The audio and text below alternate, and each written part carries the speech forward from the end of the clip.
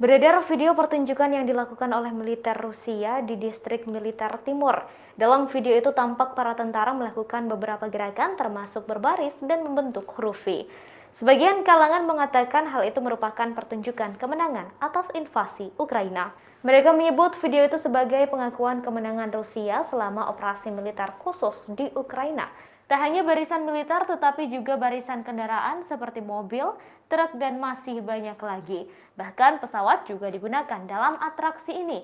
Selain itu mereka membuat lambang huruf V menggunakan dua lampu saat malam hari. Sudah 1 bulan lebih Rusia melakukan invasi ke Ukraina. Terbaru, Ukraina menuduh Rusia melakukan genosida terhadap beberapa warga sipil yang ada di Bucha. Ratusan warga sipil ditemukan tewas tergeletak di jalanan dengan kondisi tangan terikat. Terkait tuduhan itu, Rusia langsung membantahnya dan menyebut tak ada lagi pasukan Rusia di Bucha. Sementara itu, perang masih terus berlanjut dan serangan Rusia juga masih terus dilakukan.